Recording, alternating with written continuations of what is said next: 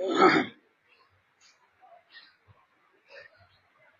الله الرحمن الرحيم نحمده ونصلي على رسوله الكريم أما بعد أعوذ بالله من الشيطان الرجيم بسم الله الرحمن الرحيم أم حسبتم أن تدخلوا الجنة ولما يأتكم مثل الذين خلوا من قبلكم مستهم البأساء والضراء وزلزلوا حتى يقول الرسول والذين آمنوا معه متى نصر اللہ صدق اللہ العظیم۔ بزرگان محترم اور عزیز دوستو،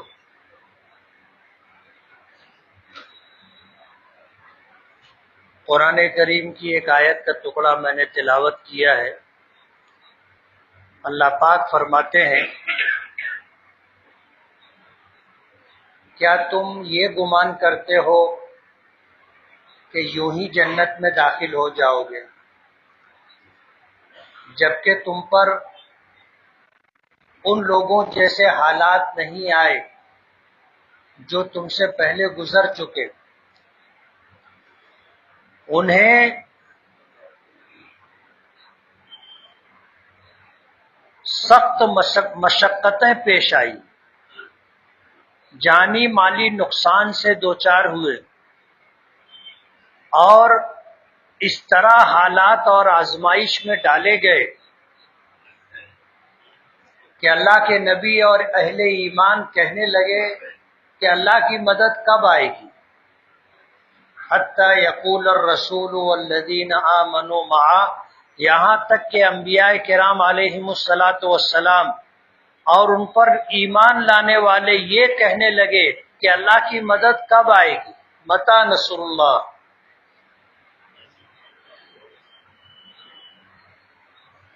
یہ دنیا اہل ایمان کے لیے قید خانہ ہے، اور اللہ کے نافرمان اور منکروں کے لیے جنت ہے۔ اللہ کے نبی صلی اللہ علیہ وسلم کا ارشاد مبارک ہے، ان الدنیا سجن للمؤمن، کہ یہ دنیا ایمان والوں کے لیے قید خانہ ہے، جیل ہے۔ وجنت للکافر، اور کافر کے لیے جنت ہے۔ جیل میں جب قیدی ہوتا ہے، قید خانے میں اسے جس طرح زندگی گزارنی ہوتی ہے وہ قیدی ہی جانتا ہے۔ 100% جیلر اور جیل کے احکامات کا پابند ہوتا ہے، اسے ایک لمحے کی بھی آزادی میسر نہیں ہوتی۔ جیل کے قوانین کے مطابق اسے رہنا ہوتا ہے، اور جیل میں جس طرح کی رہائش ملتی ہے اور جس طرح کا کھانا ملتا ہے وہ آپ کو پتہ ہے۔ اہل ایمان اس دنیا میں ایسے ہی ہے کہ اللہ اس کے رسول پر ایمان لانے کے بعد 100% اللہ اس کے رسول کے احکامات کے تابع اور فرما بردار بن کر رہے، آزادانہ اور من مانی زندگی نہیں گزار سکتے۔ اور اگر کوئی آزادانہ اور من مانی زندگی گزار رہا ہے تو وہ اللہ اس کے رسول کی نافرمانی کر رہا ہے۔ قرآن کریم کی جس آیت کی میں نے تلاوت کی اس کا ترجمہ آپ نے سنا۔ کیا تم یہ سمجھتے ہو کہ یوں ہی جنت میں چلے جاؤ گے جبکہ تم پر وہ حالات نہیں آئے جو تم سے پہلے لوگوں پر حالات آئے تھے؟ انہیں جانی مالی نقصان سے دوچار ہونا پڑا، سخت حالات میں رہ کر مشقتیں برداشت کرنی پڑی۔ وزلزلوا، اور اتنا ستائے گئے کہ جیسے زلزلہ آتا ہے آدمی کو قرار نہیں رہتا۔ دنیا میں جہاں زلزلہ آتا ہے کسی چیز کو قرار نہیں رہتا، ایسے حالات آئے، اور اتنے سخت حالات آئے کہ وہ کہنے لگے متی نصر اللہ، اللہ کی مدد کب آئے گی؟ حالات ہم پر بھی ہیں، اور قیامت تک اہل ایمان پر حالات رہیں گے. ہمیں گھبرانا نہیں چاہیے. جتنا ہمارا تعلق اللہ سے ہوگا، اللہ کی اطاعت و فرما برداری جس درجے میں ہوگی، اس درجے میں اللہ کی مدد ہمارے ساتھ ہوگی. استقامت کے ساتھ، ثبات قدمی کے ساتھ، صبر کے ساتھ ہمیں دنیاوی زندگی گزارنا ہے. آج جس طرح کے حالات ملک بھر میں ہیں، سب سے زیادہ اگر کسی مذہب کے ماننے والوں کو ٹارگٹ کیا گیا ہے تو وہ مسلمان. لیکن ظاہر بات ہے کہ جن لوگوں نے ٹارگٹ کیا ہے خدا تو نہیں ہے کہ جو چاہیں گے وہ ہو جائے گا، ایسا نہیں. اس کائنات کا نظام اللہ پاک چلاتے ہیں، اور اللہ پاک جو چاہتے ہیں اس کائنات میں وہی ہوتا ہے. ایک حدیث قدسی ہے کہ اللہ پاک فرماتے ہیں عبدی انت ترید وانا ارید، میرے بندے کچھ تو چاہتا ہے اور کچھ میں چاہتا ہوں. ولا یکون الا ما ارید، لیکن ہوتا وہی ہے جو میں چاہتا ہوں. فَإِن سَلَّمْتَ لِي فِيمَا أُرِيدُ كَفَيْتُكَ فِيمَا تُرِيدُ، اگر میرے قضاء و قدر کو تو مان لیتا ہے، تسلیم کر لیتا ہے کہ یہ میرے رب کا حکم ہے اور یہ میرے رب کا فیصلہ ہے، تو میں تیرے تمام کاموں میں تیری کفایت کرتا ہوں، میں تیرے لیے کافی ہوں. کَفَيْتُكَ فِيمَا تُرِيدُ، تو جو چاہتا ہے اس میں تیری مدد کرتا ہوں. فَإِن لَّمْ تُسَلِّمْ لِي فِيمَا أُرِيدُ أَتْعَبْتُكَ فِيمَا تُرِيدُ وَلَا يَكُونُ إِلَّا مَا أُرِيدُ، اور اگر تو منمانی اور آزادانہ زندگی گزارنا چاہتا ہے، اللہ اور اس کے رسول کے حکموں سے ہٹ کر کے منمانی زندگی گزارنا چاہتا ہے، اور جو تو چاہتا ہے ویسا ہی کرنا چاہتا ہے، تو میں تجھے تیری چاہتوں میں تھکاتا ہوں. اتعبتک فیما ترید، جو تو چاہتا ہے اس میں تجھ کو تھکاتا ہوں. ولا یکون الا ما ارید، لیکن ہوتا وہی ہے جو میں چاہتا ہوں. ایسا نہیں ہے کہ ہم اللہ کے حکموں کو توڑتے رہیں گے، نمازیں چھوڑ کر کے، حرام و حلال کی پرواہ کیے بغیر، انصاف سے ہٹ کر کے، ظلم و بربریت کے ساتھ ہم زندگی گزاریں، اور پھر ہم یہ چاہیں کہ وہی ہو جو ہم چاہتے ہیں. تو اللہ پاک فرماتے ہیں ایسا نہیں ہوگا، تیری چاہتوں میں تجھے تھکاتا ہوں. وَلَا يَكُونُ إِلَّا مَا أُرِيدُ، لیکن ہوتا وہی ہے جو میں چاہتا ہوں.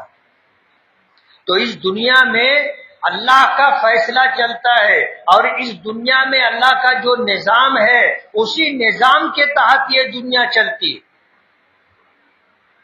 فرعون آیا چلا گیا، نمرود آیا چلا گیا، حامان آیا چلا گیا، شداد آیا چلا گیا، چنگیز آیا چلا گیا، ہلاکو آیا چلا گیا، بڑے بڑے ظالم حکمراں آئے چلے گئے، اور اس دنیا کا نظام چل رہا ہے. یہ کسی کا محتاج نہیں ہے. اس کائنات کے نظام کو اللہ پاک چلاتے، کسی کو اس میں عمل دخل نہیں ہے. اللہ پاک نے قرآن کریم میں فرمایا کہ زمین سے جیسے اعمال اللہ کی بارگاہ تک پہنچتے ہیں، اللہ پاک کی طرف سے اسی طرح کے فیصلے نازل ہوتے. وَمَا أَصَابَكُم مِّن مُّصِيبَةٍ فَبِمَا كَسَبَتْ أَيْدِيكُمْ وَيَعْفُو عَن كَثِيرٍ، تمہیں جو مصیبتیں پہنچتی ہیں، جن حالات سے تم دوچار ہوتے ہو، فَبِمَا كَسَبَتْ أَيْدِيكُمْ، یہ تمہارے اعمال کی وجہ سے.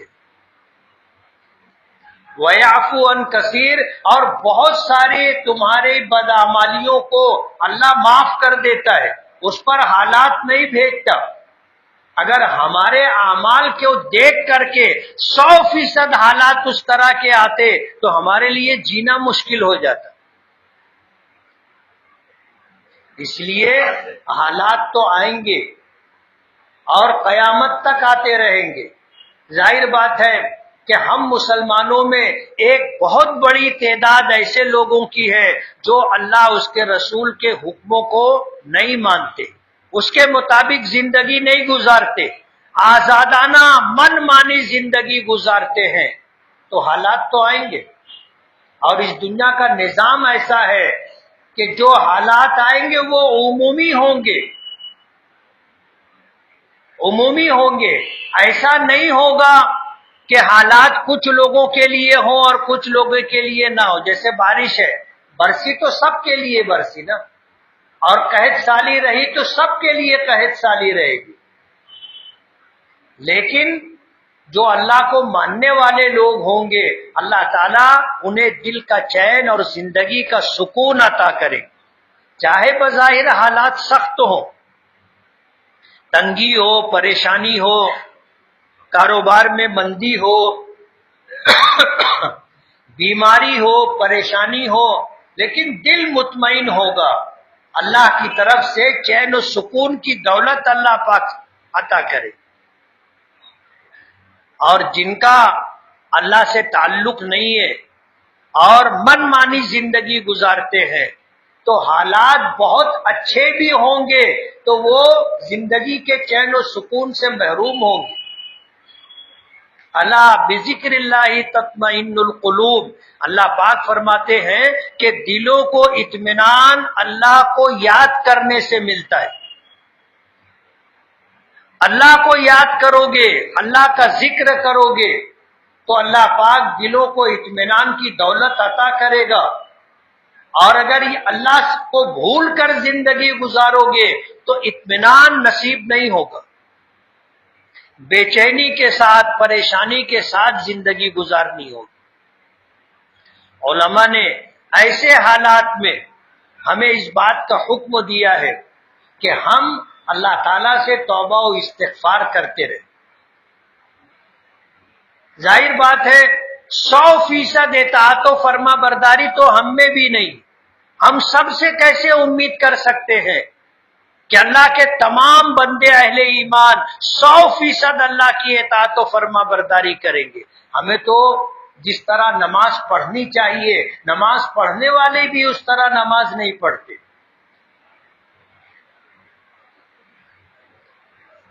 تو حالات تو آئیں گے، لیکن ان حالات میں اللہ پاک کی مدد ہمارے ساتھ ہو، اس کے لیے توبہ و استغفار ضروری ہے.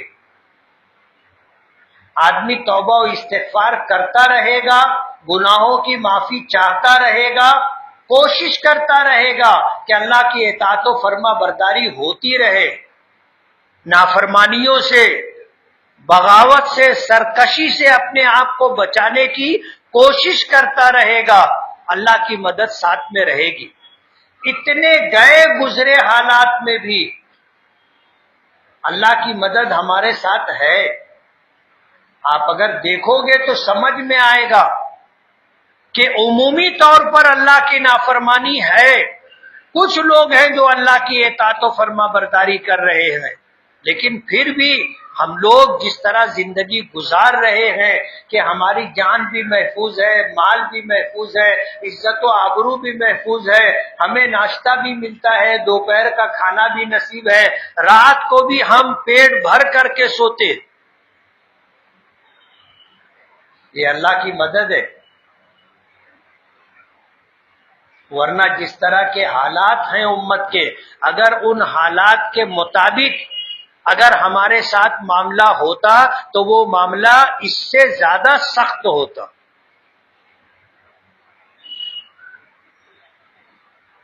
لیکن اللہ کا احسان ہے، اللہ کا کرم ہے کہ عمومی طور پر اللہ کی نافرمانی کا ماحول ہے، لیکن اس کے بعد بھی اللہ پاک نے ہمیں کسی نہ کسی درجے کے اندر تحفظ اور چین و سکون کی دولت عطا کی ہے. اللہ کا کرم اور احسان. ہمیں کثرت سے استغفار کرتے رہنا چاہیے، اور جو استغفار کرتا رہتا ہے اپنے گناہوں پر نادم و شرمندہ ہو کر اللہ سے معافی مانگتا رہتا ہے، اللہ کی مدد اس کی طرف متوجہ ہوتی ہے۔ اللہ سے بندہ معافی مانگتا ہے، اللہ یہ نہیں پوچھتے کہ کیوں کیا تھا، معافی آپ نے مانگی، توبہ و استغفار کیا، اللہ قبول کر لیتے۔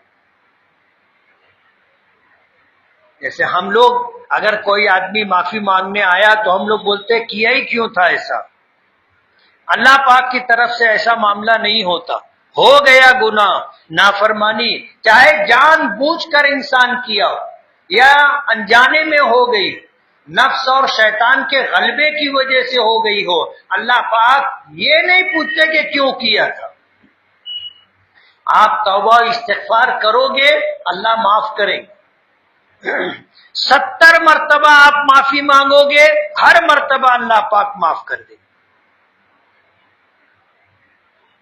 استغفار اور اللہ سے معافی کا طلب کرنا ایسا عمل ہے جو اللہ کی رحمت کو متوجہ کرتا ہے۔ قرآن کریم میں ہے استغفروا ربکم انہ کان غفارا، اللہ تعالیٰ سے اپنے گناہوں کی معافی چاہو، وہ بڑا بخشنے والا ہے۔ یرسل السماء علیکم مدرارا، اگر تم اللہ سے معافی طلب کرو گے، استغفار کرو گے، تم پر موسلا دھار بارش برسائے گا۔ یرسل السماء علیکم مدرارا ویمددکم باموال وبنین، تمہاری مدد کرے گا رزق کی فراخی اور کشادگی کے ذریعے، تمہاری مدد کرے گا فرما بردار اور نیک اولاد دے کر کے۔ وَيَجْعَلْ لَكُمْ جَنَّاتٍ وَيَجْعَلْ لَكُمْ أَنْهَارًا، تمہارے لیے زمین وقت پر غلہ دے گی، پھل پھول دے گی۔ اللہ پاک تمہارے لیے زمینوں میں پانی کی نہریں جاری کرے گا۔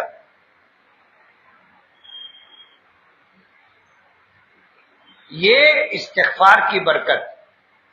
اگر ہم سے 100% اطاعت و فرما برداری نہیں ہو پا رہی ہے تو کم سے کم ہم روزانہ سچے دل سے اللہ پاک سے معافی کے طلبگار رہیں، صبح و شام استغفار کا معمول رکھیں۔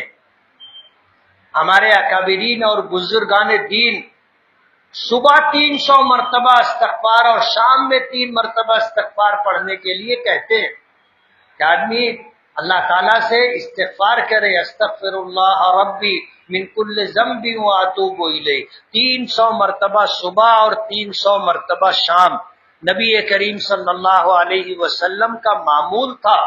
حالانکہ آپ بخشے بخشائے تھے اور نبی ہونے کی وجہ سے، رسول ہونے کی وجہ سے معصوم تھے کہ اگر جان بوجھ کر بھی گناہ کرنا چاہیں، نافرمانی کرنا چاہیں تو نہیں کر سکتے تھے، اس کے باوجود استغفار کا معمول تھا۔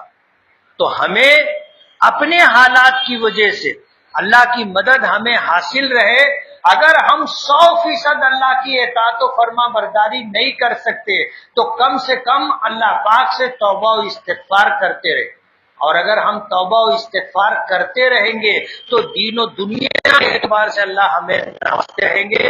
اللہ نے عمل کی توفیق عطا فرمائے۔ وآخر دعوانا الحمدللہ۔